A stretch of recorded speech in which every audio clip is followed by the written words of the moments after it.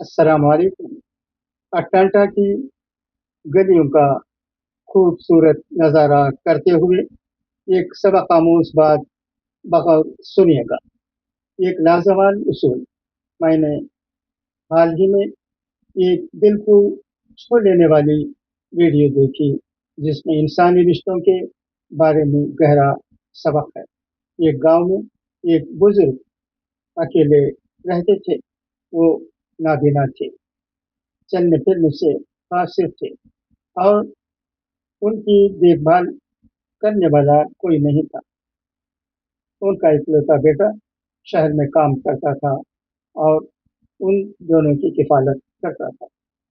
बेटा अक्सर अपने बाप के बारे में फिक्रमंद रहता था और कहता था, मैं वापस आकर आपका ख्याल रखूंगा। लेकिन वालिद ने हमेशा जवाब दिया, जहाँ है वहीं रहो और कमाते रहो। एक दिन बेटे ने घर वापस आने का इस्रार किया। इसके बजाय वालिद ने एक गैर मामूली दरख्वास्त की। मुझे एक टेलीविज़न, एक साइकिल, एक रेडियो, एक रेफ्रिजरेटर और एक जनरेटर भेज दो। बेटा हैरान रह गया। उसके वालिद न तो टेलीविज़न देख सकते थे और न ही साइकिल चला सकते थे। फिर भी उसने अपने वालिद की ख्वाहिश पूरी की। जल्द ही बच्चों ने साइकिल उधार लेना शुरू कर दिया। गांव के लोग टेलीविज़न देखने और रेडियो सुनने के लिए घर पर जमा होते थे। फ्रिज से ठंडे पानी और मशरूबात ने दिन भर लोगों को अपनी तरफ मुतवज्जा किया। रफ्ता रफ्ता कभी खाली घर गांव की मसरूफ तरीन जगह बन गया। लोगों ने फितरी तौर पर बूढ़े की देखभाल शुरू कर दी। उसकी रोज़मर्रा की ज़रूरियात में उनकी मदद की।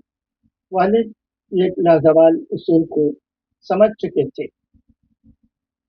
लोग उन लोगों की तरफ राग़िब होते हैं जो उनकी ज़िंदगियों को अहमियत देते हैं। बहुत से लोग पूछते हैं, कोई मेरी परवाह क्यों नहीं करता? एक बेहतर सवाल यह है कि मैं दूसरों के लिए कैसे मुफीद हो सकता हूँ। आप लोगों को जितना ज़्यादा फ़ायदा पहुँचाएंगे, आपकी ज़िंदगी उतनी ही कम तन्हाई का शिकार होगी।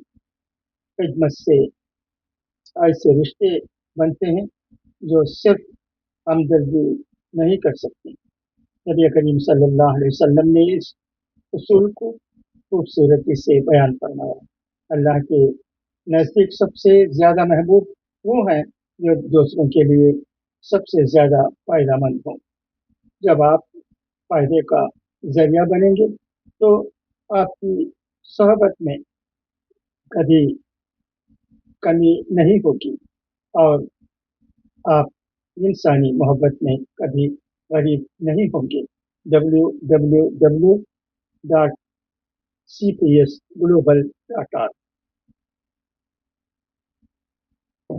उम्मीद है ये मजमून आपको पसंद आया होगा। ये मजमून मरहूम वहीदुद्दीन खान साहब रहमतुल्लाहि अलैह का है।